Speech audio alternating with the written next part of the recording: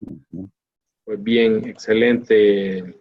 Llegó la hora, estimado Juan Carlos. El tema al que estamos convocados hoy, mediciones de deterioro de activos en NIF para pymes, a cargo de nuestro colega y amigo Juan Carlos Leighton, un excelente conocedor de este tema. Así que estamos en buenas manos y te agradecemos por tu tiempo y por dedicarnos esta charla al grupo. Muchas gracias y adelante, estimado Juan Carlos. Perfecto, Mario, muchas gracias. Un cordial saludo a todos los colegas que en este momento están conectados. Recordemos que este es un evento auspiciado por FI Conta, el Foro Iberoamericano de Contabilidad, y pues nuestro moderador Mario, como siempre, como de costumbre. Y vamos a tomar un espacio para revisar un tema de vital importancia para nuestro ejercicio profesional, como es el que tiene que ver con las mediciones de deterioro de activos en NIF para las pymes. Posiblemente muchos de nosotros manejamos mucho el tema de la plena, de la norma plena, NIF Full o IFRS Full, pero en esta oportunidad quisimos abrir un espacio, si bien es cierto el tema es supremamente extenso, un espacio que nos permita tomar una primera etapa o una primera sesión de mediciones de deterioro de activos en NIF para pymes. Si se da la oportunidad, en forma posterior, pues estaríamos revisando una segunda etapa, una tercera etapa que nos permita profundizar en este tema. También algo que quería comentarles es que NIF o IFRS nos acerca bastante al tema de la contabilidad financiera y en función de ello la utilización de herramientas financieras se vuelve absolutamente indispensable en nuestro ejercicio profesional. También la idea es compartir estas memorias, estas presentaciones, para que sean de uso por parte de todos. Y agradecerles nuevamente también a RIDUCA, la Red Iberoamericana de Docentes Universitarios de Contabilidad y Auditoría, por la gentil invitación y difundir este tipo de eventos que definitivamente lo que hacen es propender por mejorar la calidad del ejercicio profesional. En pantalla ustedes ven un aviso. Este aviso lo tomé de Christopher Cox. En su época, pues era el jefe, el presidente de la SEC, de la Security Exchange Commission. Estamos hablando de febrero del 2008, hace más de 10 años. Y con relación a si tú hablas o no hablas el lenguaje de las NIF, do you speak IFRS? Y entonces lo que básicamente nos decía en ese momento Christopher es que el uso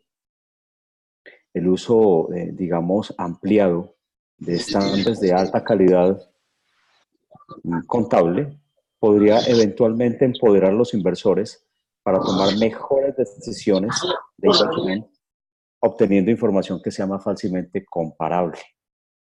Entonces, esto quiero colocarlo para que recordemos un poco que en la medida que se mejore la calidad de la información, la toma de decisiones gerenciales pues va a mejorar ostensiblemente.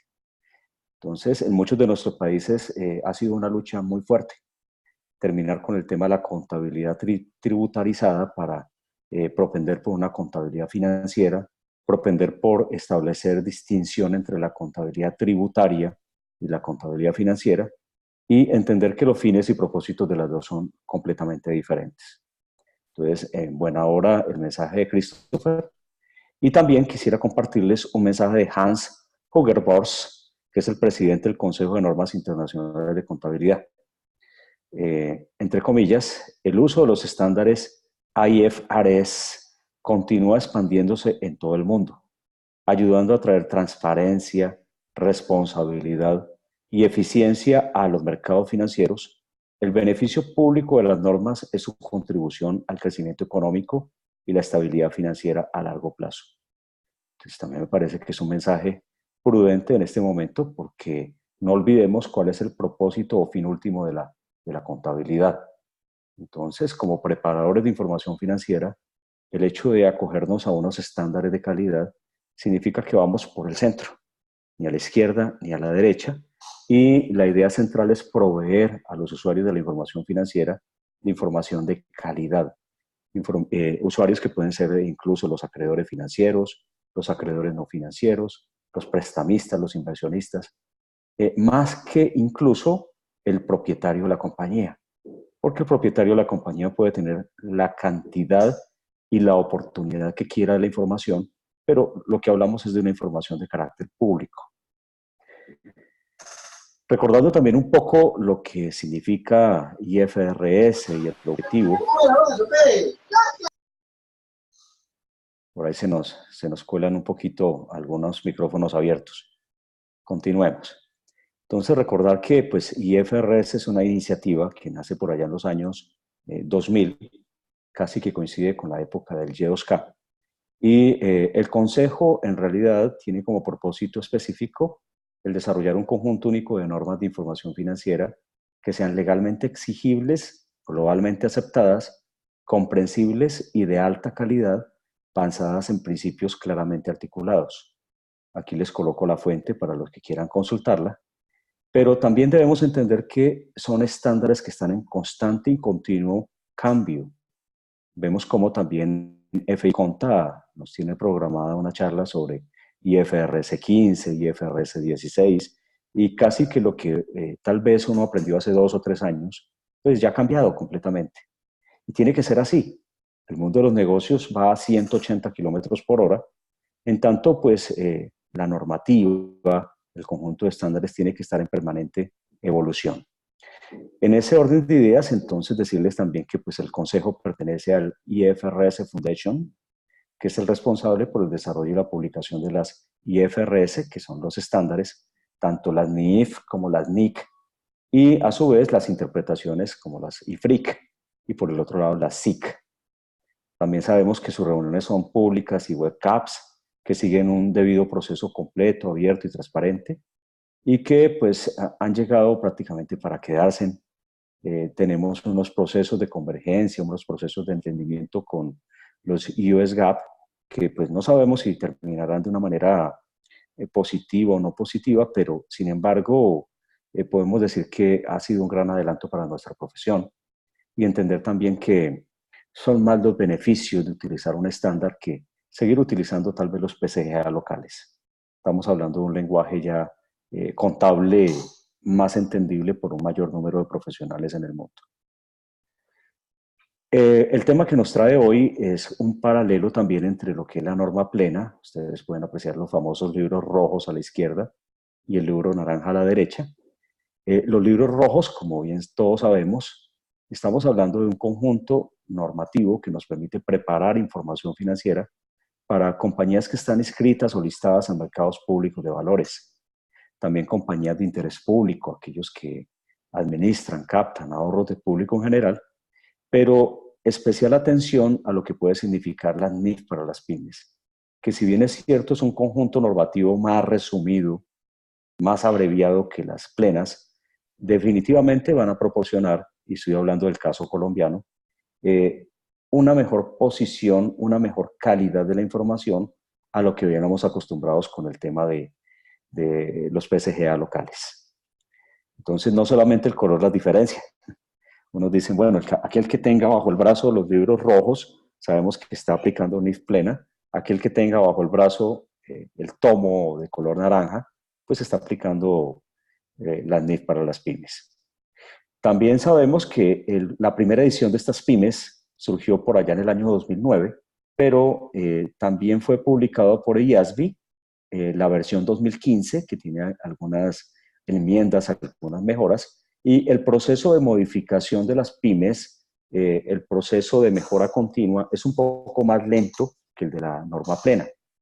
Entendemos que puede ser un ciclo de mejora que puede tardar entre 4 o 5 años, de manera tal que tendríamos una relativa estabilidad con la pyme durante los años que ya pasaron, 16, 17, había aplicación voluntaria anticipada en el 16, y tendríamos entonces que, esperaríamos para el 2020 o 2021 tal vez, tener un nuevo conjunto de estándares para las pymes. Aquí en esta lámina he tomado un material de Hernán Pablo Casinelli, argentino, amigo nuestro, amigo de la casa, en donde establecía también el paralelo entre la plena y la pyme.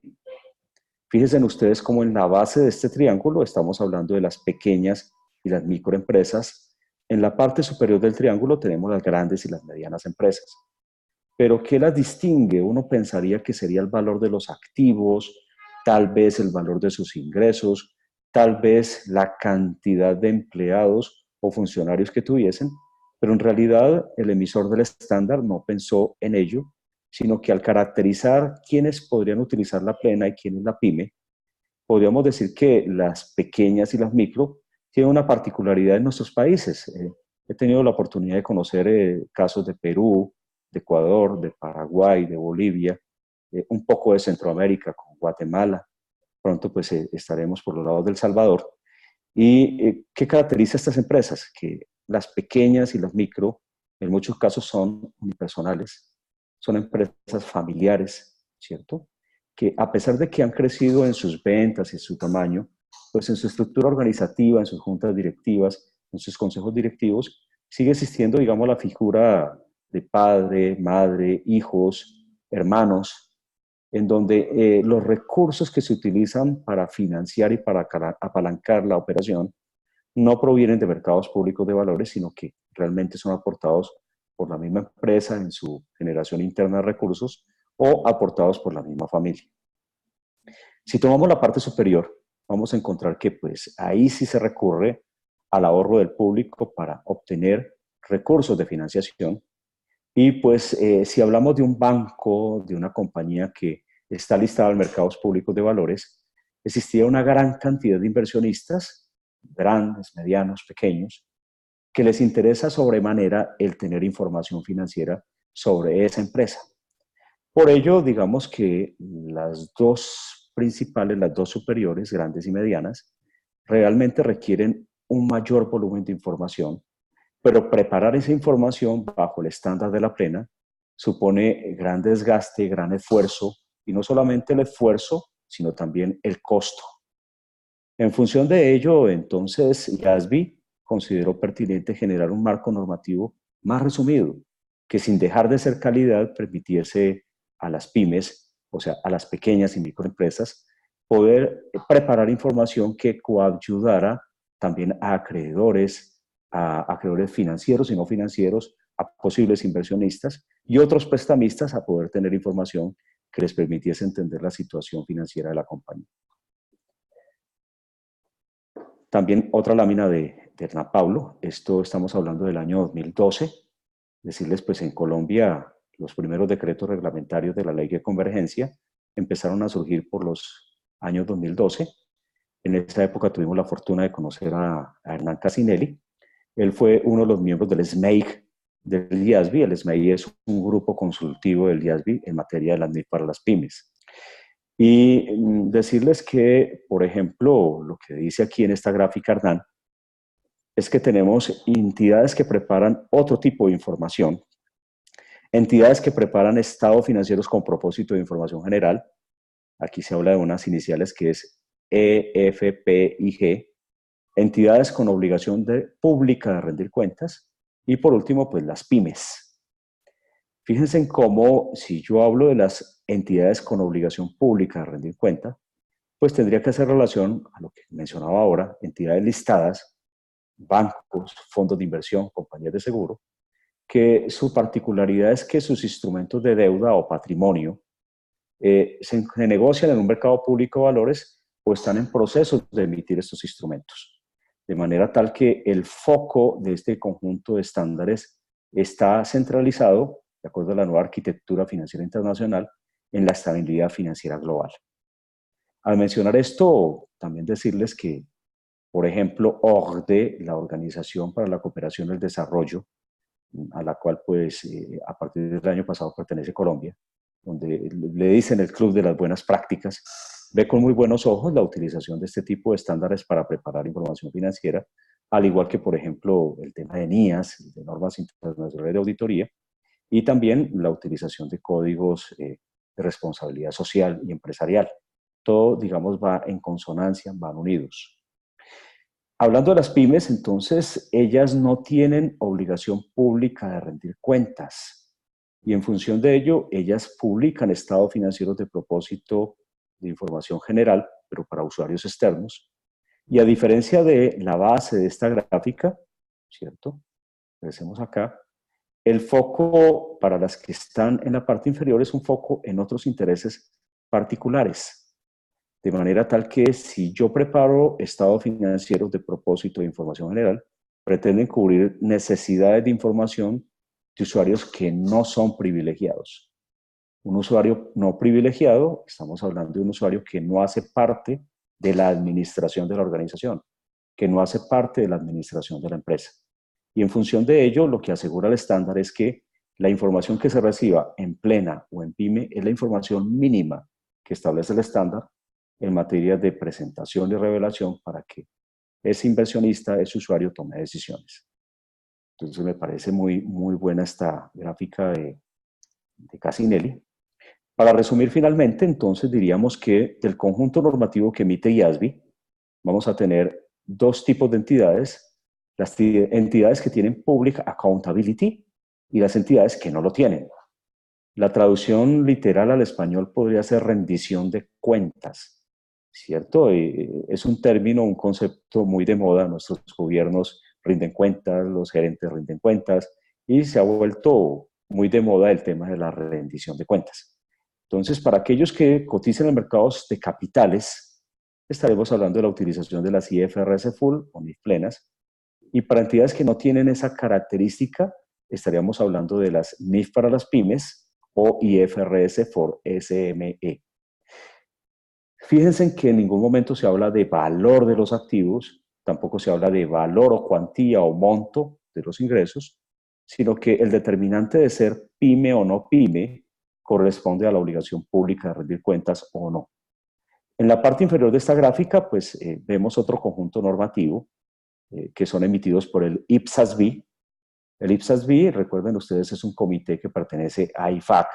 Su origen no es en IASB, es un comité que pertenece a IFAC, así como, por ejemplo, también el IAASB, que emite las NIAS, y es un conjunto normativo que también lo conocemos como la NIC-SP, y está dirigido a tipos de entidades como las entidades públicas, entidades de gobierno, y en nuestro país también he podido tener la experiencia con Perú, con Ecuador.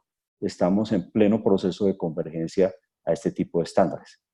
De manera tal que en algunos países estamos hablando que la contabilidad cambió a todo nivel: público, privado, pymes, empresas que cotizan, empresas que no cotizan, sector público, y de hecho algunas que tengan la connotación de ser empresas públicas están utilizando unos marcos normativos que en muchos casos han sido adaptados de la plena y de la pyme, como es el caso colombiano.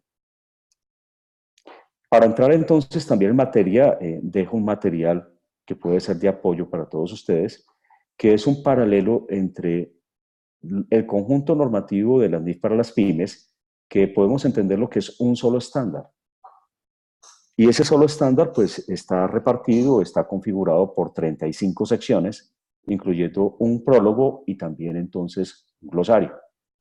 Pero muchas veces lo que dice la jerarquía normativa es que ante alguna duda puntual de alguna sección, qué sé yo, propiedad, planta y equipo, debiéramos acudir entonces al marco conceptual. En la PYME no tenemos un documento como marco conceptual, tenemos una sección que es la sección número 2, que son los conceptos y principios generales, pero también me dice la jerarquía normativa que pudiese acudir en determinado momento a la NIF plena para ampliar y fundamentar una decisión relativa, por ejemplo, a una política contable, alguna actividad en particular que no tenga respuesta en la NIF para la PYME. Entonces tenemos un paralelo. Ese paralelo nos permite apreciar cómo los diferentes temas de la PYME pueden ser ampliados en la plena. Un ejemplo, las secciones 1, 2, 3, 4, 5, 6 e incluso la 7 nos hablan de estados financieros, en tanto desde la 3 hasta la 7. En tanto que pues la plena tenemos un solo estándar, que es la norma internacional de contabilidad número 1, presentación de estados financieros. Ese paralelo, fíjense en la sección número 2, conceptos y principios fundamentales. El homólogo o su similar podría ser el marco conceptual. Recuerden también ustedes que tenemos un nuevo marco conceptual que empieza a regir a partir de enero 1 del año 2020. Nuevas definiciones de activos, de pasivos, de patrimonio, de ingresos, de gastos, que también ameritarían en determinado momento que desarrolláramos también una charlita sobre ese tema del nuevo marco conceptual. También entonces fíjense más adelante el estado de flujos de efectivo, en PYME la sección número 7, en plena la NIC número 7. La sección número 8 en PYME nos habla de la nota de los estados financieros. Esa está contenida también en la NIC número 1. Y de ahí en adelante, un paralelo. Por ejemplo, más adelante podemos encontrar inventarios. Para la PYME la sección número 13, para la plena la NIC número 2. Lo mismo el tratamiento de inversiones en asociadas, en negocios conjuntos, etcétera, etcétera, etcétera. Y para el caso específico de esta charla, detengamos nuestra atención en la sección número 27. Se llama deterioro del valor de los activos. Se me adelantó por acá. Deterioro del valor de los activos y su paralelo, su hermanita mayor en la fe, tendríamos que decir que la NIC, Norma Internacional de Contabilidad, número 36, deterioro del valor de los activos. Entonces, vamos pasando acá. Esto lo puedo pasar un poquito más rápido. También, fíjense, en la última sección 35, transición a la NIF para la PYME, y su hermanita mayor, la NIF número 1 o IFRS número 1, adopción por primera vez de la NIF. También tenemos un glosario en la NIF para las pymes y también tenemos un glosario en la NIF plena. Entonces, si hablamos del glosario, partamos de la última parte, vamos a encontrar aquí que, por ejemplo, el impairment, como también es conocido el deterioro, en el glosario de las NIF para las pymes tiene un desarrollo, pero también hay que entender que falta mucho por perfeccionar en la NIF para la pyme, y cuando se emiten algunas definiciones, pareciera que se quedasen cortas. Por ejemplo, allí me dice, ¿qué es pérdida por deterioro de valor?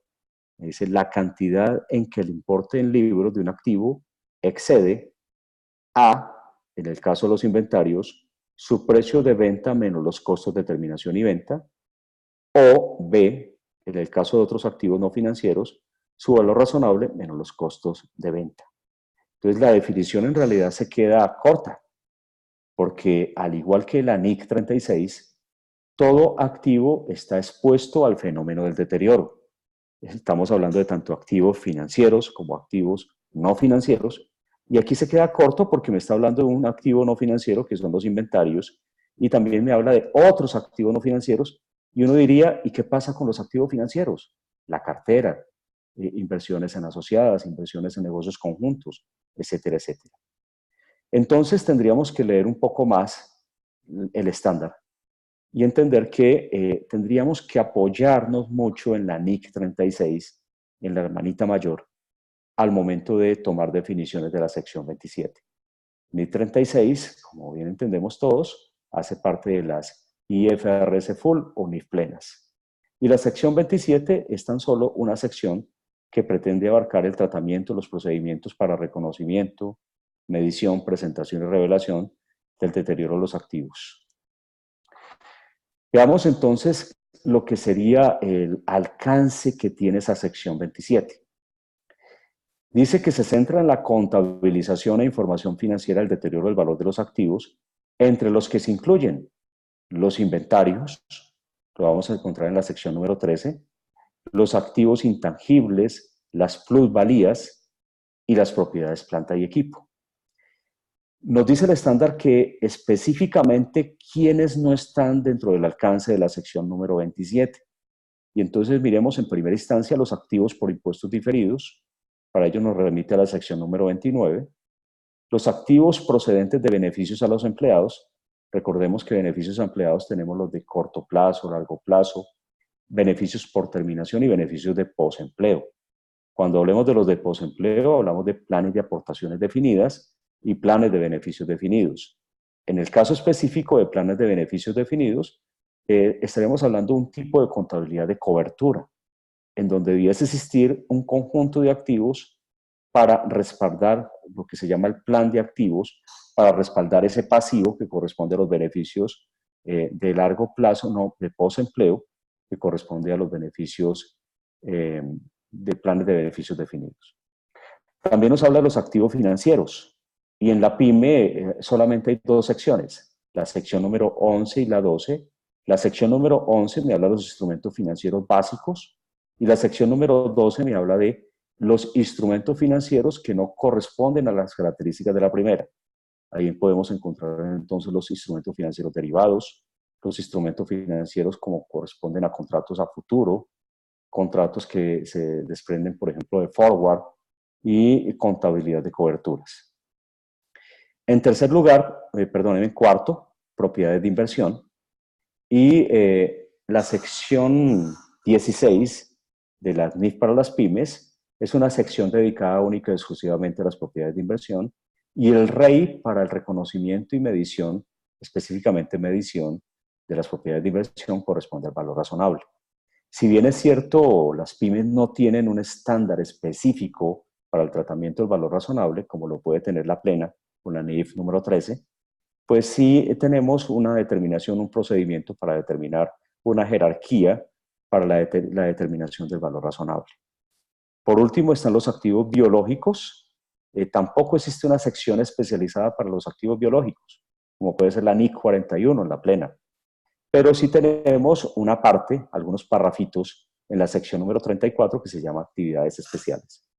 Entonces, estos 5 ítems están excluidos del alcance de la sección 27.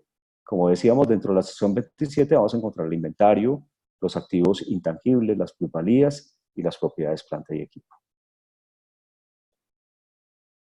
Muy bien, entonces hablando de los activos, he tratado de hacer este esquema para entender que la parte izquierda del balance del estado de situación financiera va a corresponder entonces a en qué están invertidos los recursos, ¿cierto?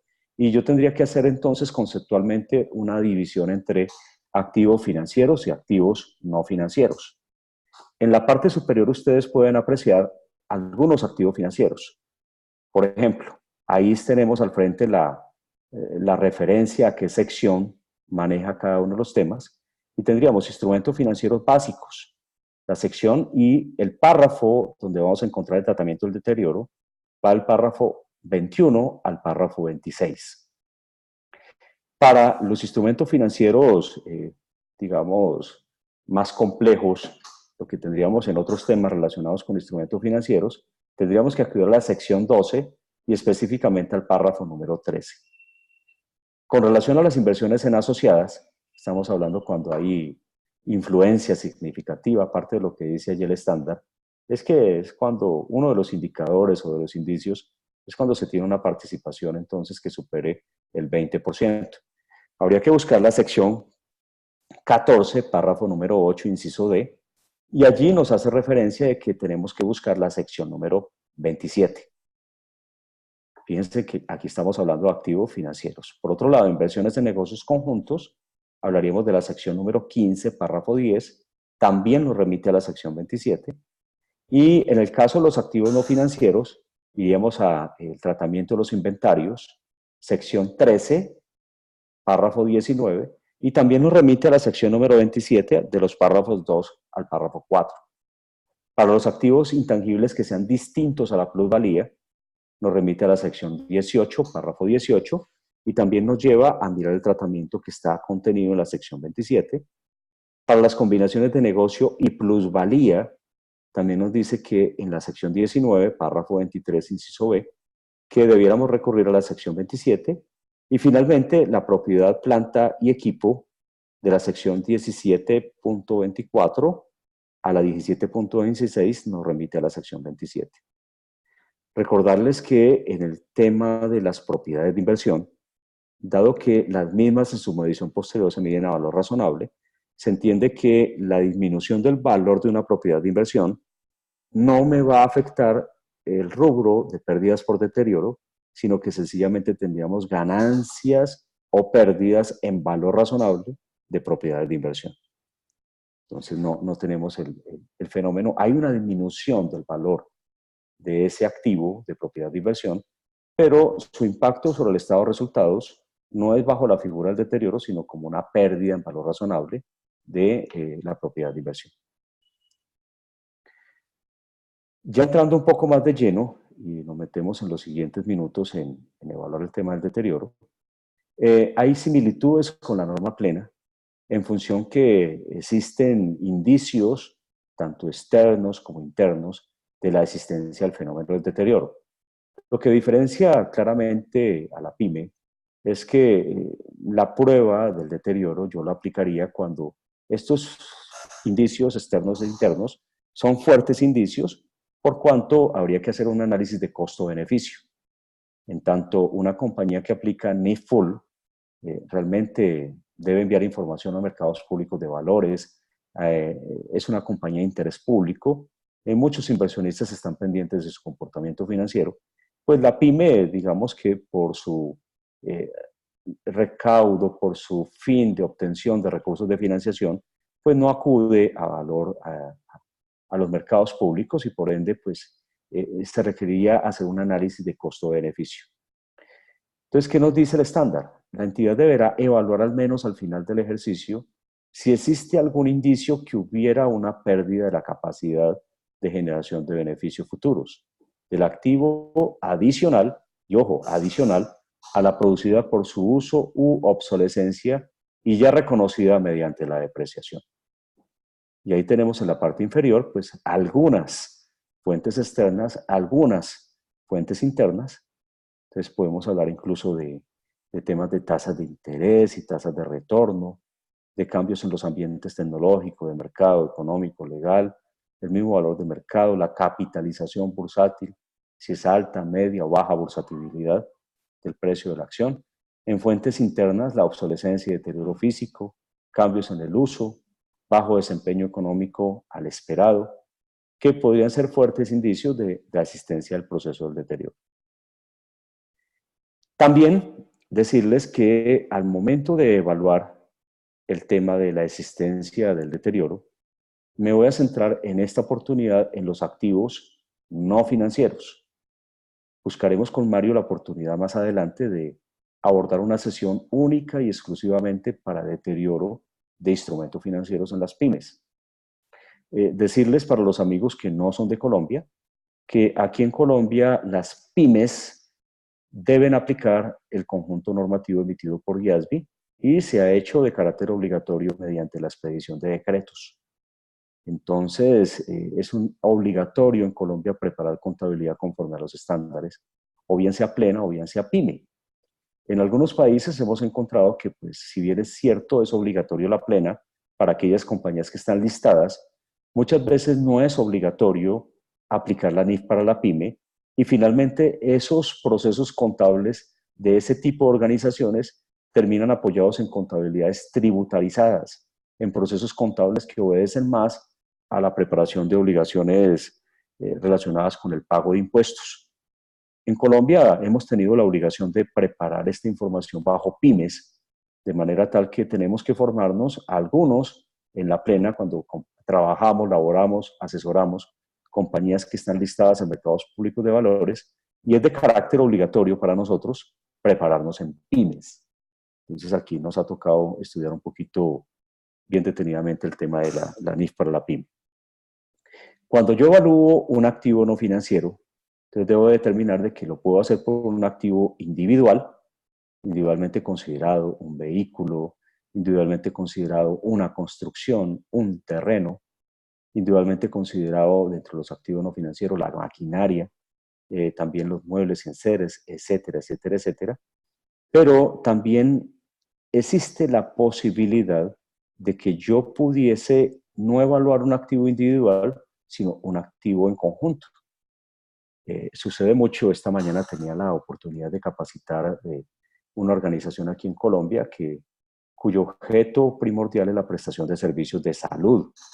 Y podían encontrar que dentro de ese mismo hospital habían unidades funcionales. Algunos le llaman también centros de costos. Y entonces uno podría hablar de bacteriología, uno podría hablar de imágenes diagnósticas, uno podría hablar de hospitalización, de urgencias, de quirófano, y cada unidad funcional con un conjunto de activos que hay allí podrían configurar algo que a través de las NIF conocemos, tanto en la plena como en la pyme, como las UGES, unidades generadoras de efectivo, y tendría que evaluar ese activo, su deterioro no de manera individual, sino entenderlo en conjunto. Un ejemplo muy sencillo puede ser el tema de exámenes de laboratorio. En un área de prestación de servicios médicos de laboratorio clínico, pudiéramos encontrar entonces, por un lado, software, por otro lado, equipos de cómputo, por otro lado, entonces, algunos equipos biomédicos especializados, centrífugas, qué sé yo.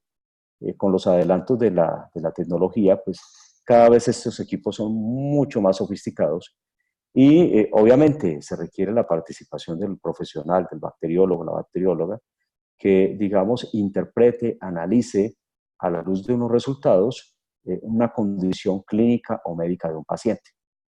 Desde el punto de vista financiero entenderemos que pues, esa UG, unidad generadora de efectivo, es un grupo identificable, dice el estándar, más pequeño, que genera entradas de efectivo que sean en buena medida independientes de los flujos de efectivo derivados de otros activos o grupos de activos. Aquí quiero hacer referencia a un párrafo de la NIC 36, de la NIF Full, el párrafo 70, que dice muchas veces el factor determinante es, me disculpan, aquí se pegó la palabra, la capacidad de generación de entradas de flujos de efectivo, hasta el punto de que si existiera un mercado activo para los productos elaborados por un activo o grupo activo, uno u otro se identificarán como una unidad generadora de efectivo. De acuerdo a la experiencia práctica que he tenido, alguna en mi país, otra afuera, he encontrado que para nosotros los contadores muchas veces es crítico, es difícil identificar la existencia de una UG y como vamos a ver un poquito más adelante, es un reto profesional porque nos exige no solamente la experticia, sino también la aplicación de juicio. No es fácil determinar la existencia de unidades generadoras de efectivo en muchos casos y poder evaluar el deterioro en forma conjunta y no de manera individual. Sin embargo, aquí voy a colocar un pequeño ejemplo para que miremos a ver cuál podría ser un proceso. Y el ejemplo es muy sencillo. Dice, una entidad posee dos fábricas, la fábrica A y la fábrica B. Podemos apreciar aquí los dos iconos, una fábrica A, una fábrica B. La fábrica A, o sea, la primera, vende su producción como un componente que es empleado en el proceso de fabricación del producto B. Entonces, un producto B no se considera completamente terminado hasta que la fábrica A no le envía su producto, que es retomado en la fábrica B para su proceso productivo. En otras palabras, la materia prima de la fábrica B son los productos terminados de la fábrica A. Entonces, el componente A, o sea, el producto A, podría ser vendido en un mercado. Puede existir esa condición. La fábrica A produce sus productos que se los puede vender a la fábrica B o los puede vender en el mercado.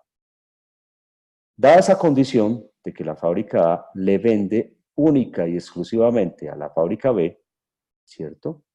Porque esa es la estrategia de nuestra entidad, entonces se decide que esa venta a B, por un precio significativamente menor al que se podría obtener en el mercado, nos propondría una situación de análisis para definir la existencia de una unidad generadora de efectivo. Repito el caso, A, su producción se la vende a B. Obviamente los precios son inferiores a los que A podría vender afuera en el mercado. Entendamos que A y B pertenecen a una misma entidad. Y B no podría trabajar si primero no tiene una materia prima que se llama el producto de la A. Aquí vemos en azul, entonces, la solución propuesta. Y dice, la entidad puede identificar de forma independiente las cifras de ingresos procedentes tanto de A como de B. Por supuesto, yo podría saber cuál es el valor de las ventas de la fábrica A, cuál es el valor de las ventas de la fábrica B, puesto que existe un mercado activo para los productos elaborados por un activo o grupo de activos, uno u otro se identificarán como unidad generadora de efectivo. Incluso si alguno o todos los productos elaborados se utilizasen internamente. Y la referencia para apoyar mi respuesta la tengo en la NIC 36 en el párrafo 70, que ya había mencionado anteriormente. Muy bien, entonces existen muchos casos en los cuales no es tan fácil identificar una UG y tendríamos que aplicar, digamos, juicio profesional y apoyarnos en este tipo de eventos y en este tipo de espacios académicos que nos permitan fortalecer un poco nuestro juicio profesional y obtener el respaldo de otros profesionales que han tenido una experiencia previa en temas relacionados. Entrando un poco más en materia, entonces, en esta gráfica he querido significar cómo se origina el deterioro. Esta barra de color azul, vamos a decir que esta barra se denomina el importe en libros. Fíjense en que esta barra en su altura es mucho mayor que esta otra barra que se llama importe recuperable. De manera tal que la distancia entre la parte superior de esta barra azul y el inicio de la barra roja, esa franja, esa diferencia entre los dos valores, ha de entenderse que en este caso el importe en libros es mayor que el importe recuperable.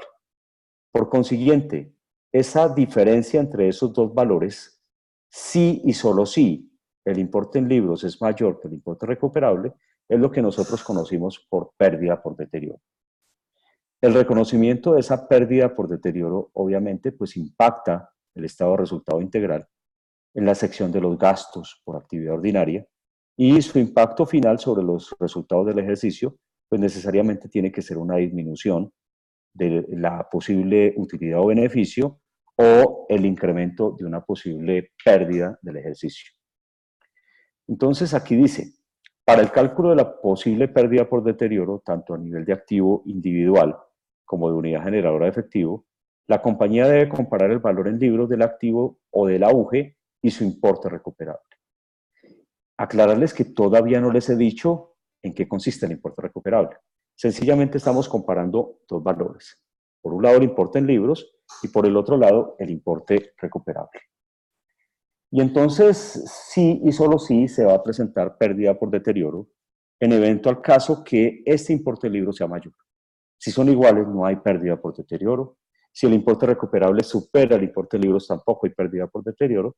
Y nos ubicamos en un ejercicio práctico matemático de comparar dos cifras y entender que solamente existirá la pérdida por deterioro en caso que el importe en libros supere ese importe recuperable.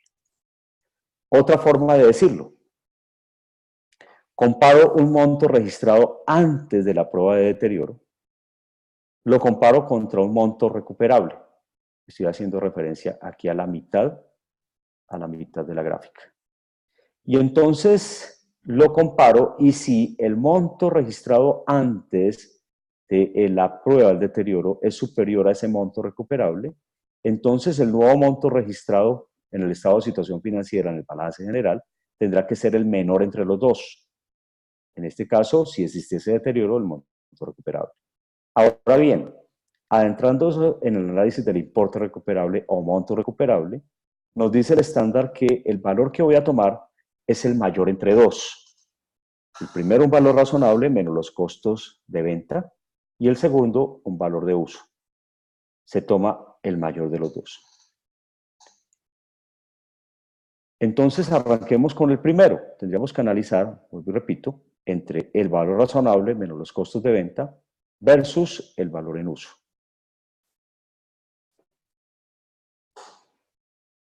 Muy bien, miremos un poco acá cómo va el tema. Buen día, no logro escuchar. ¿Tiene el micrófono silenciado? No sé, pregunto, ¿se escucha? Sí, se escucha, no hay ningún problema, estimado Juan Carlos. Adelante. Oh, ok, me manifestaba por acá Silvia. El resto de personas creo que no hay inconveniente. Muy bien. Continúo. ¿Se ve y se escucha perfecto? Sí, todo bien, Juan Carlos. Cualquiera, bueno, vi una persona ahí, tiene que checar, le puse ahí un mensaje privado, tiene que checar su audio local, puesto que todo está funcionando bien para todos. Su audio local debe checar. Perfecto, Mario. Muchas gracias. Entonces, amigos, vamos a analizar el primer componente, el valor razonable menos los costos de venta. Ese concepto de valor razonable, les comentaba en un comienzo, a diferencia de la NIF plena, no tenemos un estándar específico como puede ser la NIF número 13. Sin embargo, en la sección 27 nos establecen una guía para poder determinar su valor y esa guía empieza por datos que sean observables en mercados externos, ajenos a la compañía, pasando por, en una segunda etapa o nivel de jerarquía, donde son precios de activos similares al cual yo estoy evaluando, y por último ya proceder a datos internos que puedan surgir de estudios financieros de la compañía. En todo caso, lo que me dice el estándar es que yo podría tomar de referencia resultados de transacciones recientes con activos similares en el mismo sector industrial, llevado a cabo en condiciones de transparencia e independencia entre partes interesadas. Un poquito regresándonos a lo que era la NIF 13, ya nos decía que es el precio que se daría en un mercado activo entre compradores y vendedores que llegan a ese mercado activo no coaccionados de manera libre, espontánea, y cuyo precio, ese precio que se des en el mercado activo sobre un activo de iguales o similares características, es lo que constituye un valor razonable. Pero reitero, la PYME no tiene una sección específica para el valor razonable, tan solo unos pocos y breves párrafos que nos permitirían aproximarnos a un valor razonable, ojo, diferente a valor de mercado. Pero también para este ejercicio del cálculo del deterioro nos dice que ese valor razonable debe ser ajustado al restar, disminuir los costos de vender. Obviamente, es un ejercicio de simulación. Al momento de efectuar la prueba del deterioro, yo no estoy vendiendo el activo. Sencillamente estoy acudiendo a evaluar, a establecer un precio de referencia, y ese precio de referencia partiríamos de ese valor razonable y tendríamos que restar los costos de vender. O sea, costos de vender son a consecuencia del retiro del activo, la venta del activo, ¿cierto? Así como de posibles costos financieros, traslado, movilización del activo al mercado activo. Esto aplica no solamente al activo individual, sino también al activo que componga, o mejor, al auge, a la unidad generadora de efectivo. Para colocar un casito muy sencillo, en la parte superior, aquí establecemos un ejemplo práctico. Este fue obtenido el material de entrenamiento del NIF para las pymes versión 2009. Como les comentaba en un comienzo, ya estamos utilizando NIF para las pymes versión 2015. Y el material de entrenamiento nuevo todavía no ha sido emitido en su totalidad, la versión oficial, y los que han sido emitidos son de descarga libre de la página del IASBI, y por lo regular hasta el momento no hay traducción oficial al español. Sin embargo, algunos que tuvimos la precaución de guardar ese material de entrenamiento del año 2009, pues ahí también todavía se puede utilizar. Veamos el caso. Dice que una entidad posee vehículos que utiliza para entregar sus productos, ¿cierto? Para su labor de logística, para su entrega final, qué sé yo, productos de consumo masivo, productos de consumo en la familia. Entonces, los distribuimos de la planta principal a los centros de distribución o venta. Y para el caso en particular de un vehículo, cuando finalizó el 2018, ese camión tenía un importe en libros de 9.000 unidades monetarias. ¿Cómo llegamos a esos 9.000? Un costo original de 19.000 unidades monetarias, una depreciación de 10.000. Si yo resto 19.000 menos 10.000, obtengo los 9.000, que es el importe neto en libros. La estimación original de la vida útil del camión, del vehículo, es de 7 años, y el valor residual estimado es de 5.000 unidades monetarias. Debido a la baja eficiencia en el consumo de combustible del camión, ahí tenemos el indicio interno de deterioro, porque entenderemos que pues, algunos vehículos con el paso del tiempo van perdiendo su capacidad de generación de beneficios económicos futuros. No es lo mismo un vehículo nuevo a un vehículo que haya sido repotenciado, a un vehículo que haya sido usado, a un vehículo que tiene el desgaste normal de la operación. Y dado la condición de que tiene un alto consumo de combustible, la entidad ha reducido enormemente su uso. El precio de mercado para camiones similares en un mercado de reventa activo es de 6.000 unidades monetarias. Aparte de eso, al momento de disponer finalmente del activo, es decir, si yo decidiese venderlo en un mercado activo, tendría que cancelar algunos gastos correspondientes a matrícula, a traspaso de la titularidad de ese vehículo del actual poseedor al nuevo comprador, y entonces están estimados en 200 unidades monetarias. Fíjense en donde tenemos la franja de color vino tinto, el importe en libros lo tenemos claro que es 9.000, de donde se obtiene 19.000 el importe de adquisición, menos la depreciación acumulada de 10.000, importe neto 9.000. Importe recuperable 5.800, que es el valor razonable menos los costos de vender. Por acá en la parte superior decía que el valor de mercado era de 6.000 y restamos los costos de disposición en eventual caso de venderse ese activo de 200, lo cual significaría que el valor o importe recuperable es de 5.800. Hacemos la diferencia entre los dos valores. Recuerde usted que solamente existirá deterioro siempre y cuando el importe en libros supere el importe recuperable. Y el importe del deterioro corresponderá a 3.200 unidades monetarias. Es decir, la diferencia entre 9.000 menos 5.800. El registro contable, aquí propuse un registro contable de débitos y créditos, un débito de resultado del ejercicio dentro de los gastos por actividad ordinaria, que corresponde a un concepto de deterioro de propiedad, planta y equipo por 3.200 unidades monetarias, y el crédito se recomienda, el mismo estándar lo dice así, que se lleve a una cuenta correctora del valor del activo, y esa cuenta correctora recibe por nombre el deterioro acumulado de la propiedad, planta y equipo por valor de 3.200. Entonces, como ustedes pueden apreciar, pues es un ejemplo sencillo relacionado con el primer ítem. Pero recuerde usted, vuelvo y regreso acá, que en realidad debo obtener dos valores: el valor razonable menos los costos de vender y el valor en uso. Hasta el momento solamente hemos utilizado uno de los dos. Estamos hablando del valor razonable menos los costos de vender. ¿Qué pasa entonces con el otro? Y aquí es donde viene el gran reto para nosotros los contadores. Es posible, les cuento el caso colombiano, que los estudiantes de contaduría pública ven en el desarrollo de su pregrado, cuando están en su universidad, temas de matemáticas financieras, pero muchas veces es solamente un módulo, un semestre, y finalmente, digamos que la profundidad en el uso de las matemáticas financieras no es muy acentuado, muy fuerte para los contadores públicos, tal vez sí, más para algunos administradores, sobre todo los administradores financieros, y lo que realmente estamos denotando es una debilidad en los procesos de formación, en donde tenemos que fortalecer la enseñanza en el uso de herramientas financieras.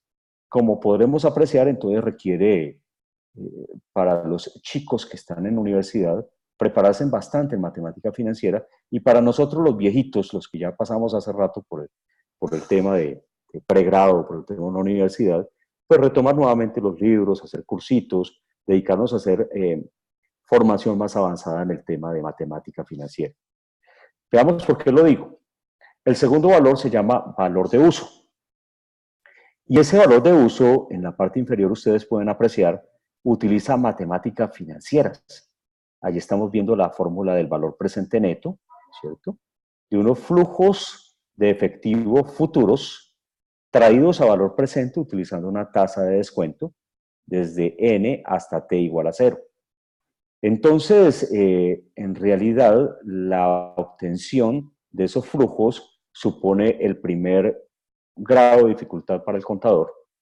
Es decir, cuáles son los beneficios económicos futuros que me está generando el activo individual o la UGE. Y el segundo reto profesional tiene que ser la determinación de la tasa de descuento.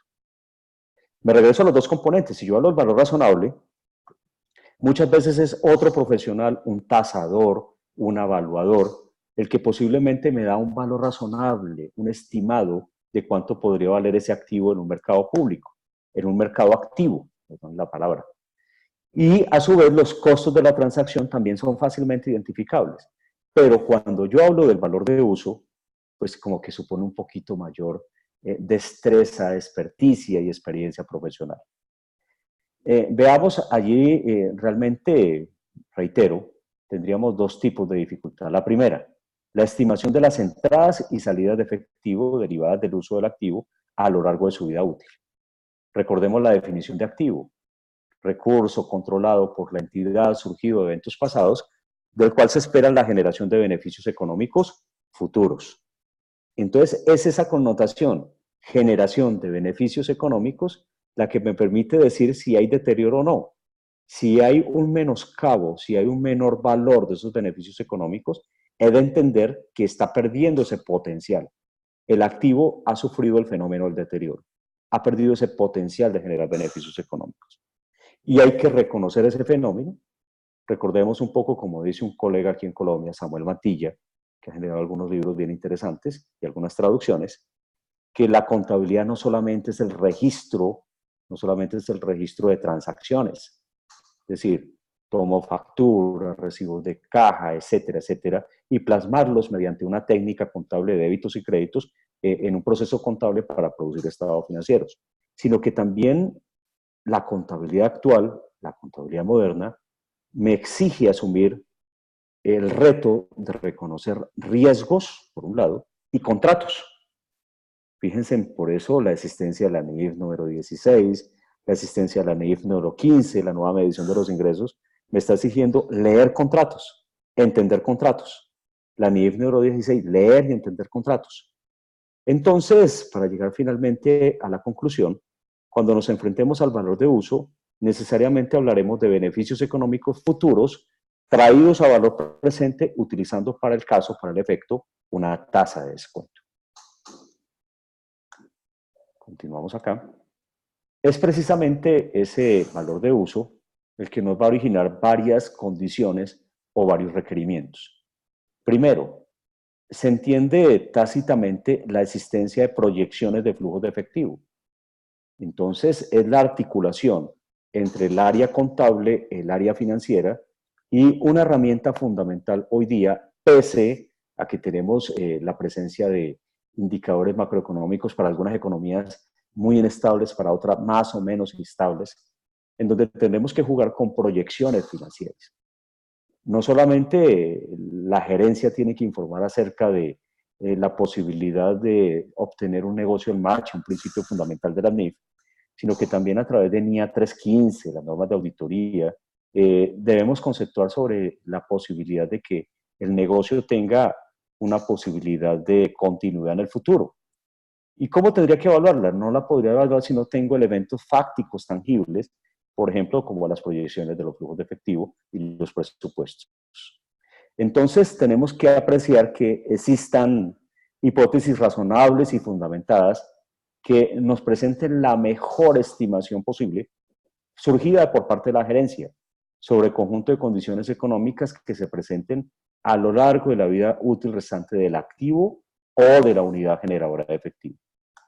En segunda instancia, tenemos entonces que esas proyecciones de flujos de efectivo se tienen que basar en presupuestos financieros recientes. Es posible que el área financiera nos proporcione proyecciones de flujo de caja que se prepararon hace 2 años. Hablemos de los amigos argentinos. En este momento, ellos, su tema de moda es el tema de los ajustes que contemplen el impacto de la inflación.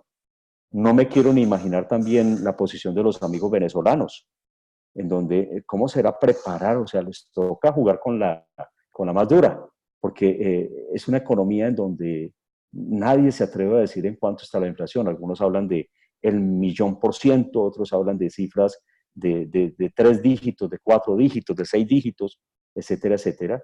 Y eso hace que entonces la evaluación de ese deterioro se vuelva un elemento complejo, incluso para una plena que tiene, digamos, el músculo financiero para poder preparar información, porque recuerden, eso tiene un costo, y entonces entendamos qué podría pasar para la pyme. Nos recomienda el IASB que esas proyecciones deben cubrir como mínimo un periodo de máximo 5 años. Si se da un periodo mayor, pues casi nadie se atreve a hacer proyecciones financieras más allá de 5 años, por la inestabilidad digamos, de los componentes de la misma economía. Voy a hablarles del caso colombiano. Aquí tuvimos hace 3 años un bajonazo impresionante en el precio del petróleo. Entendamos que, por ejemplo, Estados Unidos, de ser un importador de petróleo, hoy en día es autosuficiente por el tema de prácticas como el fracking, ¿cierto? Y nuestro país, que era absolutamente dependiente, monoexportador, bueno, un poco de café, un poco de petróleo, pero nuestra economía tuvo que ajustarse a ese bajonazo por cuenta del tema del petróleo y indicadores como la devaluación. En este momento el precio de la tasa representativa de mercado del dólar, pues ha sufrido, bueno, se ha estabilizado un poco, pero estamos hablando de 3.200, 3.100 pesos por dólar, en donde hace unos 2 o 3 años, un poco más, estábamos hablando de 1.800 pesos por dólar. Conclusión, digamos que prudente tomar un periodo de proyección hasta de los 5 años. Esas estimaciones de proyecciones de flujo de efectivo también dice que debieran considerar escenarios. Uno puede generar, utilizar herramientas como el mismo Excel para generar escenarios positivos, escenarios pesimistas, escenarios intermedios, de manera tal que utilizar un poco la estadística, la probabilidad, para podernos ubicar en un escenario intermedio. Ni demasiado positivo ni demasiado negativo, sino un escenario justo y conforme a las condiciones actuales del ambiente, del entorno del negocio. De manera tal que dice que no se deben incluir entradas o salidas de efectivo futuras que se esperan surjan de una reestructuración futura en la que la entidad no se ha comprometido todavía. Son muy dados, el papel puede con todo, a utilizar, ¿y qué tal que yo tenga una capitalización en el año 3? ¿Y qué tal si se mejora el desempeño del activo en el año 3? ¿Y qué pasa si por actividades de financiación yo puedo recomponer toda la estructura financiera y mejorar el costo de la deuda? ¿O qué pasa si los cobros o pagos por impuestos se mejoran, disminuyen o pasa algo en tal sentido? Entonces, lo que se pretende es que esas proyecciones de flujo de efectivo sean lo más sentadas posibles en la realidad, para no entonces pecar por demasiado optimistas, sino que siempre se siga aplicando el principio de la prudencia. También nos dice el estándar que esa estimación de flujos netos de efectivo a recibir o a pagar por la venta o disposición por otra vía de un activo, ¿cierto?, al final de la vida útil, es el importe que se espera obtener por la venta de ese elemento en una transacción en condiciones de independencia mutua entre partes interesadas y debidamente informadas, después de disminuir o eliminar los costos de venta. En otras palabras, si yo tengo una proyección de flujo, yo me paro en el momento cero y quiero determinar el valor de uso de un activo o de un auge, debiera obtener las proyecciones financieras para los siguientes 5 años, y esas proyecciones financieras me permiten establecer entradas y salidas de efectivo, pero que la última entrada o salida de efectivo sea la que corresponda a la venta del activo, bien sea porque ya terminó su vida útil, no su vida económica. Recuerden que existe el mercado del usado. Y entonces la disposición del activo por la venta sugiere una entrada de efectivo, pero a su vez la legalización de esa transacción por la venta supone unos costos relacionados con esa misma venta. Entonces, entradas y salidas de efectivo hacia adelante nos permite evaluar el flujo de caja. Ahora vamos al segundo componente. Dijimos 2 componentes. El primer componente, la proyección de los flujos de efectivo. El segundo componente, la estimación de la tasa de descuento. Para la estimación de esa tasa de descuento, el estándar me dice de manera clara que esa tasa que yo utilicé para la estimación del deterioro debe corresponder al valor temporal del dinero. Es decir, en cada país muchas veces utilizamos tasas indexadas, tasas de referencia, en donde me tienen en cuenta temas de captaciones, de colocaciones, tasas de oportunidad, que nos permitan entonces poder utilizar la tasa para poder traer a valor presente esos flujos futuros. También me dice el estándar, ojo, que esa tasa refleje también los riesgos específicos del activo para la cual la estimación del flujo efectivo no haya sido ajustada. Entonces, esto va a suponer la aplicación de juicio profesional y la utilización de técnicas y herramientas financieras. Veamos pues, 2 puntos. Primero, la compañía debe recurrir en primer lugar, o sea, el procedimiento es recurra en primera instancia a tasas que estén disponibles en el mercado. Entonces, una tasa de descuento que conceptualmente mejor se aproximaría sería el costo medio ponderado de una empresa cotizada que tuviera un único activo similar al que se está evaluando. Pero regresemos otra vez al concepto de la pyme. Normalmente, y aquí habría una asimetría, normalmente la pyme no cotiza en mercados públicos de valores. Si esa fuese la condición, entonces la pyme no utilizaría NIF para las pymes, sino utilizaría las IFRS full. Entonces nos va a llevar a que tengamos que recurrir al segundo paso. Solo en caso de no disponer de ninguna referencia al mercado, deberá aplicarse algún sustitutivo para la estimación de la tasa de descuento. Y el estándar me da como alternativa, no lo circunscribe solamente a estas, pero me dice, normalmente, ¿cuáles se utilizan? La primera, costo medio ponderado de la entidad. Algunos lo conocemos como el WACC, el WACC, el costo promedio ponderado de capital.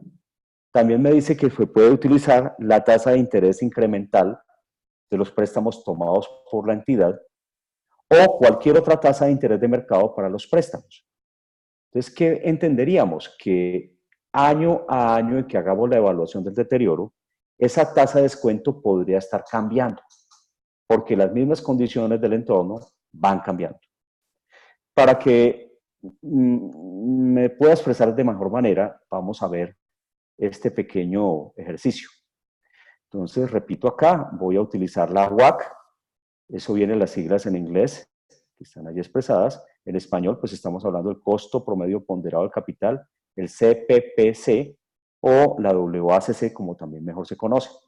Fíjense que la fórmula en la parte superior me está hablando que el costo es igual al costo de los recursos propios más el costo de los recursos ajenos. Lo que dice K sub P, costo de los recursos propios. Lo que dice K sub A, costo de los recursos ajenos. Y cuando miremos los recursos ajenos, aquí estamos efectuando un ajuste, donde dice 1 menos T, me está haciendo referencia a la tasa impositiva que corresponde a la posibilidad de que cuando tú tomas un crédito financiero, los intereses, el pago del servicio de la deuda, pues son deducibles fiscalmente. Bueno, es el caso que yo he conocido en varios países. Los intereses son deducibles, me disminuyen la base imponible y por tal disminuyen el valor de la tarifa, o mejor no tarifa, del valor del impuesto sobre la renta o impuesto a la ganancia. En tanto no sucede lo mismo con los recursos propios. Entonces fíjense en la fórmula, en la parte superior, K sub P, que significa costo de los recursos propios, más K sub A, costo de los recursos ajenos, y está entonces ajustado por el diferencial entre 1 menos la tasa de interés. Ahora bien, ¿qué es RA? ¿Qué es RP? Entonces lo encontramos aquí en la parte inferior. RA es el valor de mercado de los recursos ajenos. Entonces, el valor de mercado de los recursos ajenos y el valor de mercado de los recursos propios. Veamos la primera componente de la fórmula. RP, recursos propios, dividido en RP más RA, es decir, la sumatoria de los recursos propios más los recursos ajenos. La segunda parte de la fórmula me dice recursos ajenos dividido en recursos propios más recursos ajenos. Lo que podemos observar aquí es que estamos aplicando por el porcentaje de propiedad por porcentaje de deuda. Si estuviéramos hablando de los indicadores de apalancamiento, donde tendríamos el nivel de endeudamiento, el nivel de propiedad o el nivel de patrimonio. Entonces, ya para llevarlo a feliz aplicación, también es lo siguiente. Los recursos propios, a su vez, o sea, estamos hablando de KP, tendríamos que aplicar esta fórmula que tenemos en la parte superior. K sub P, los recursos propios, es igual a la rentabilidad del activo libre de riesgo, más un beta, que es una medida del riesgo sistemático del sector, multiplicado por el diferencial entre R sub M y R sub F. R sub M, la rentabilidad del mercado de renta variable a largo plazo, y R sub F, estamos hablando de la rentabilidad de renta fija o prima específica de riesgo del activo para la PF.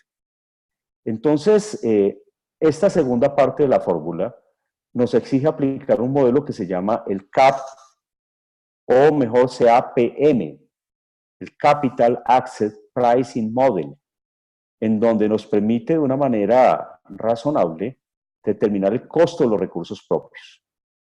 Entonces, caso P es igual y tenemos en consideración la beta, los riesgos propios. Recuerden ustedes que pues, hay riesgos país, las calificadoras de riesgos nos emiten también entonces unas calificaciones para los distintos tipos de instrumentos financieros existentes en el mercado, los de renta fija, los de renta variable, etcétera. Y entonces, para poder entender mejor ello, vamos a mirar un ejemplo muy sencillo. A mano izquierda tenemos el enunciado del ejemplo y en la parte superior les recuerdo las dos fórmulas. La primera, la fórmula del costo promedio ponderado de capital, y la segunda fórmula, la del costo de los recursos propios. Primero desarrollo los recursos propios porque esta fórmula es necesaria para desarrollar la primera. Si no tengo caso P, que es el costo de los recursos propios, pues no puedo tener el WACC. Entonces dice aquí, una entidad clasifica todos los activos derivados de su actividad logística como una UG. A cierre de ejercicio tiene indicios de que la entrada de un nuevo competidor en el sector en su país puede provocar su deterioro, por lo que procede a su estimación. Ante la imposibilidad de obtener una referencia directa en el mercado, la entidad decide obtener la tasa de descuento a partir del costo medio ponderado de sus recursos. Para ello cuenta con la siguiente información. ¿Qué información nos suministran? Nos dice la rentabilidad media anual del sector del transporte, ¿cierto? En la bolsa de valores durante los últimos 10 años está ubicada en el 13.5%.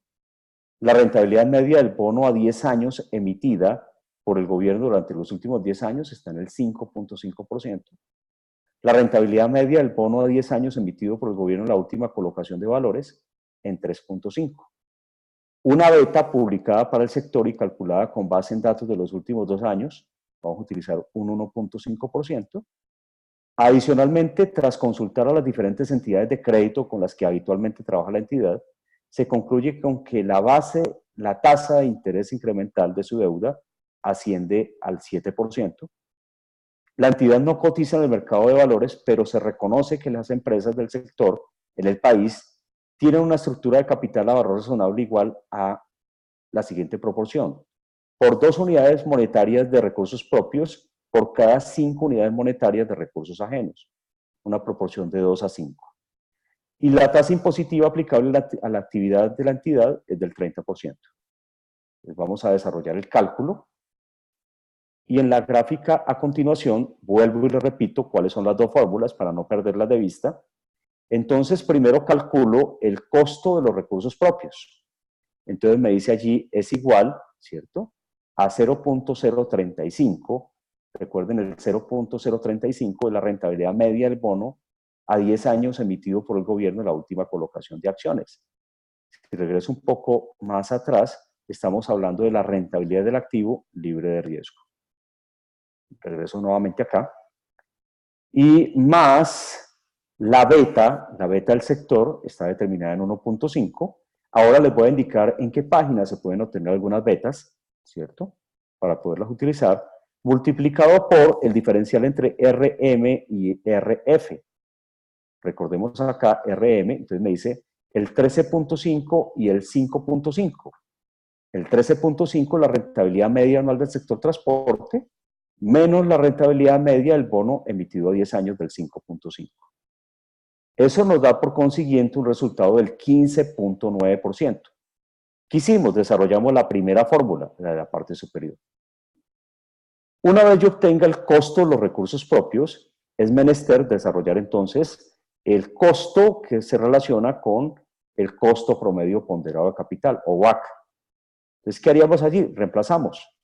Entonces me dice, costo de los recursos propios, dijimos que es 15.9, multiplicado por 2, que eso significa los recursos propios, acuérdense que está 2 a 5 la proporción, dividido en 2 más 5, o sea, 7, que es la composición entre recursos propios y recursos ajenos, más, dijimos 0.07, que es el costo de la deuda. ¿Dónde lo sacamos?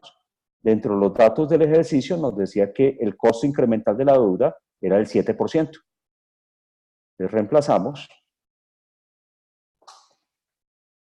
Reemplazamos acá, voy a cerrar acá.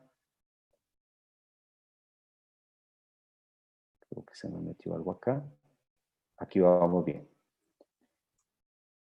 Y reemplazamos y decimos 7 multiplicado por 1 menos la tarifa de impuesto a la ganancia en el país, que decíamos que era el 0.3%, por la proporción de cuánto pesan los recursos de deuda sobre los recursos totales.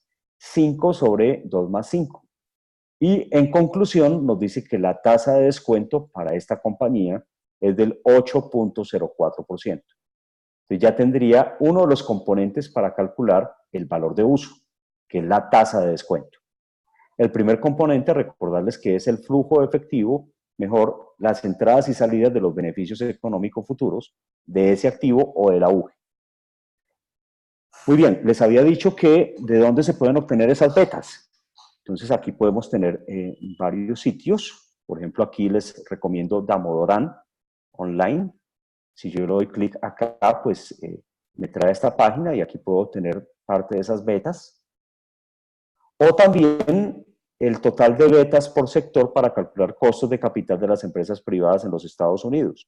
Damos clic acá y me trae a total de betas de acuerdo a los diferentes sectores en los Estados Unidos. Algunas universidades en algunos de nuestros países también entonces generan estudios específicos. En el caso de Colombia, tenemos una universidad que es la Universidad del Valle. Eso está ubicado en Cali, al occidente colombiano. En su facultad de Economía y la Facultad de Ciencias Económicas y Administrativas, hacen unas aproximaciones a betas para poder, digamos, medir los riesgos. Muy bien, entonces ya tengo los dos componentes. Vendría un último ejercicio, creo que nos quedan unos 5 o 10 minuticos de esta explicación. Yo también sé que ustedes también tienen ocupaciones y otras cosas más. Este ejemplo es muy sencillo. Aquí me dice que compramos una máquina 5 años antes por valor de 300.000 unidades monetarias, cuando la vida útil se estimaba en 15 años y el valor residual estimado era de 0. Al 31 de diciembre del año 2018, luego de reconocer el cargo por depreciación para el 2018, el importe en libros de la máquina era de 200.000 y la vida útil restante estaba estimada en 10 años. Entonces compré una máquina en 300.000, empiezo a utilizar la máquina, considero el cargo por depreciación. Hoy en día la máquina ya está con importe en libros, importe neto, ya no en 300, sino en 200. Dice que el valor en uso de la máquina se calcula utilizando una tasa de descuento antes de impuestos del 14. Aquí estoy abreviando. ¿Cómo hago para obtener el 14? Una de las alternativas, costo promedio ponderado de capital, el WACC, a su vez la estimación del costo, los recursos propios, de acuerdo a las dos formulitas que veíamos ahorita, y ello va a sugerir entonces que yo podría tener una proyección de flujos de efectivo futuras.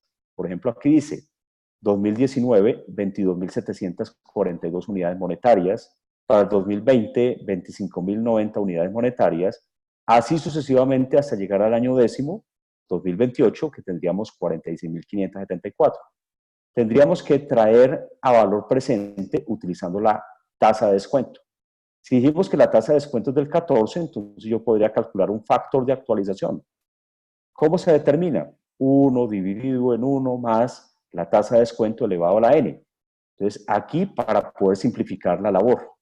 Entonces, fíjense que el factor de actualización va disminuyendo en la medida que se aleje del punto 0. Arrancamos con punto 8, punto 7, punto 6, hasta que llegamos a punto 2. Y lo único que nos queda es hacer una sencilla multiplicación.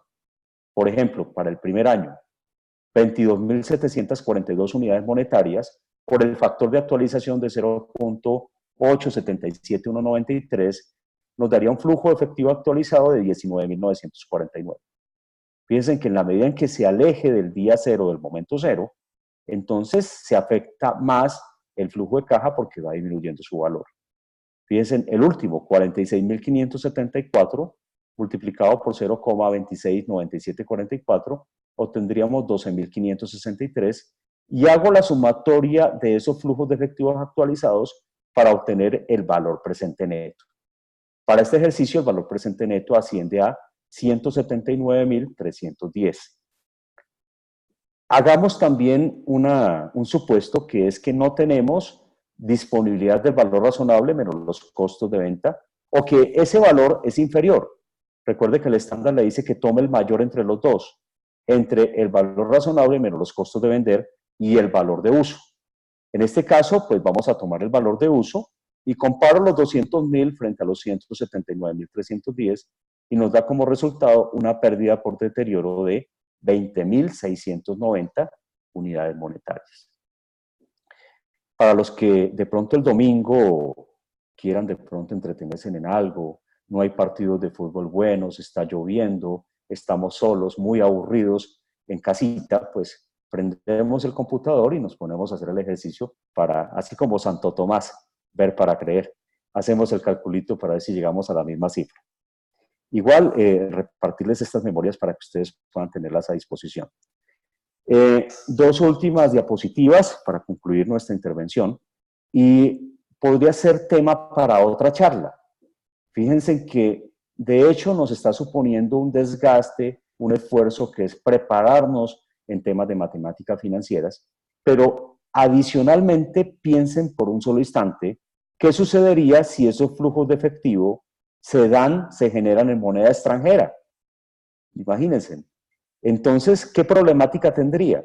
Que esos flujos que se generan en moneda extranjera, entonces no existe en NIF para las pymes una guía que me permita aplicar el procedimiento específico y otra vez me obliga a acudir a la NIC 36, párrafo 54.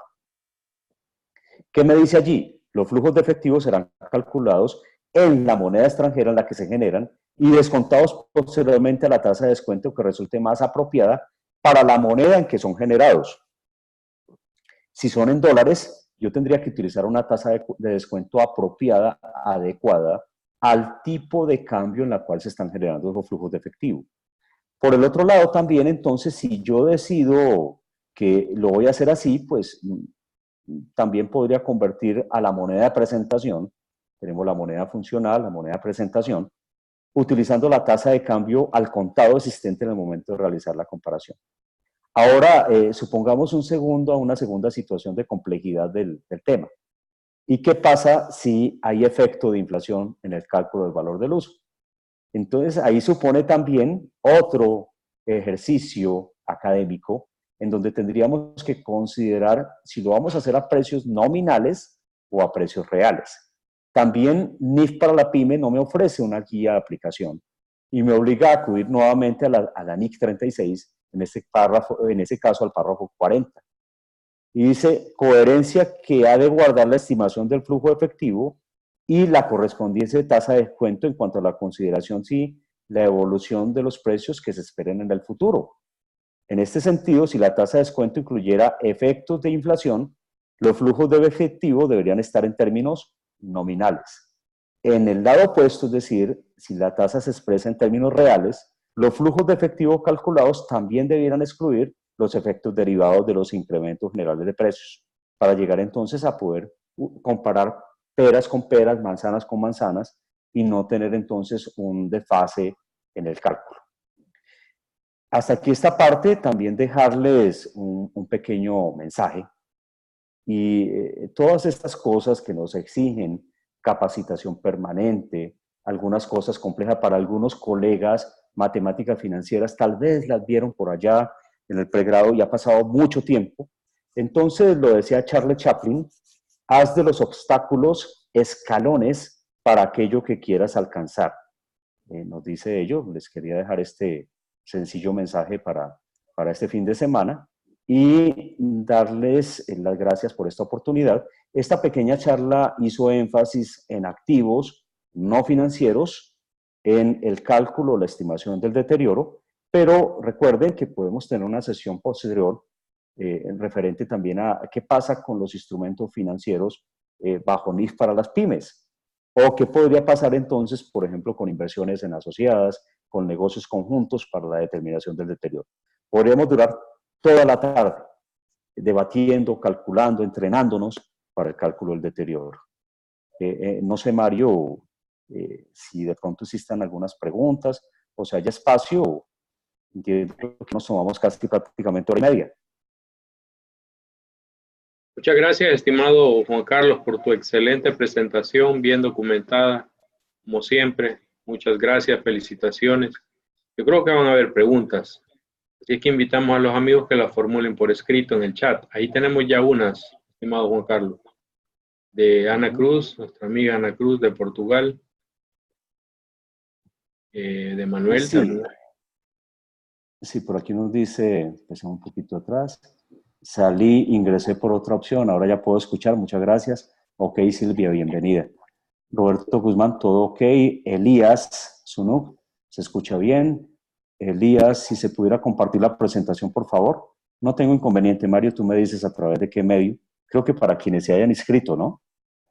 Sí, Contablemente existe una confusión entre amortización y deterioro. Sí, normalmente cuando hablamos de amortización estamos hablando de, eh, podría tener dos relaciones, una con el costo amortizado, que utilizamos por ejemplo para la medición de instrumentos financieros.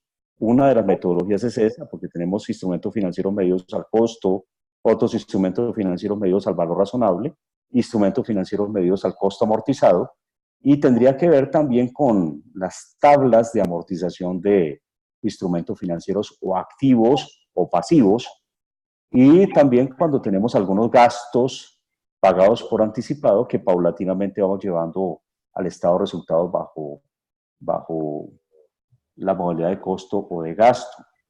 Cuando hablamos del deterioro realmente estamos haciendo referencia a la pérdida de valor de un activo, pero por un fenómeno diferente a su uso, porque pues a través de su uso lo hacemos vía depreciación. Ana Cruz, Portugal. Estimado Juan, excelente presentación de contabilidad y finanzas, pero tengo una duda. En la diapositiva 29 tiene la tasa de descuento, serán las tasas antes de impuesto, pero cuando es utilizado el WACC, tiene el costo de los recursos ajenos multiplicado por el efecto.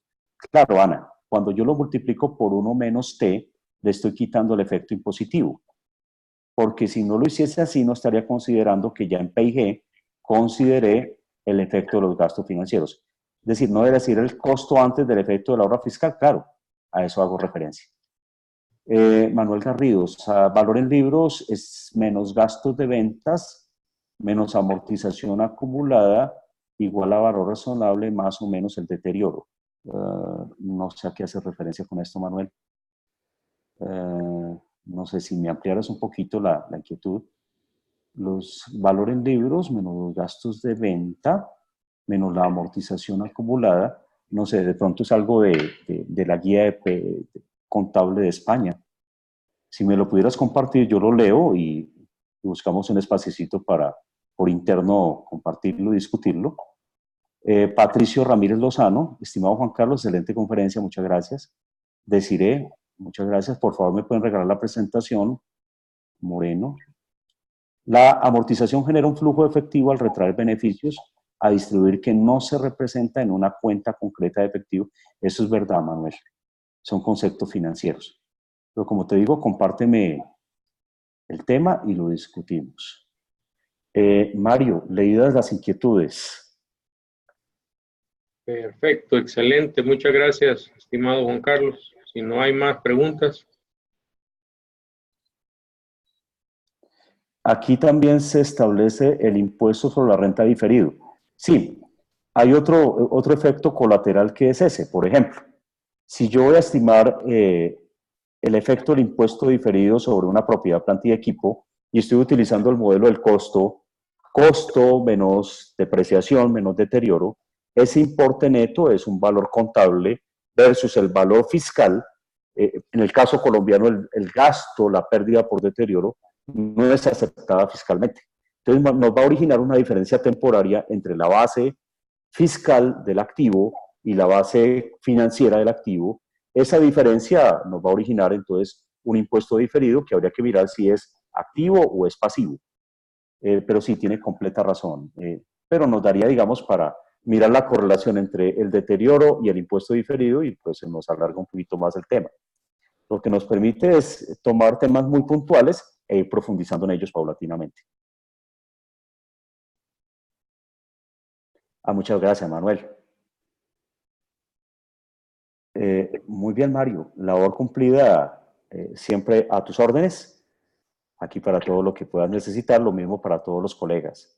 De verdad que fue un verdadero honor haber compartido con ustedes y que nos hayamos pasado un poquito de tiempo. Había entendido que era como una hora nomás. No, no hay problema. Muchas gracias a ti por tu tiempo, la excelente presentación, el material y no hay problema.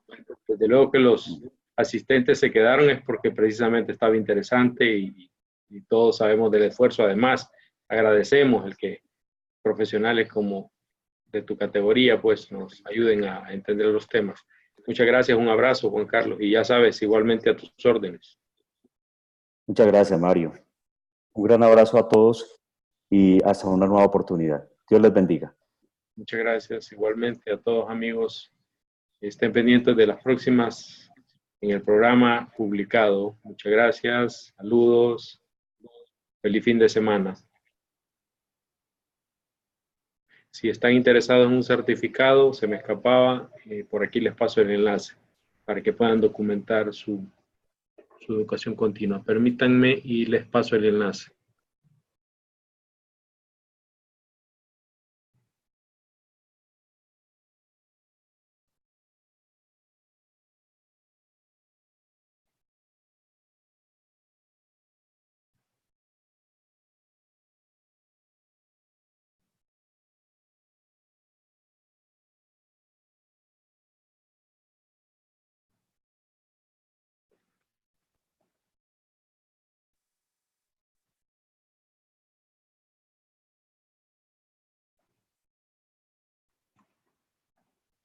Bien, ahí tienen el enlace para tramitar su certificado de participación a esta charla, conferencia magistral.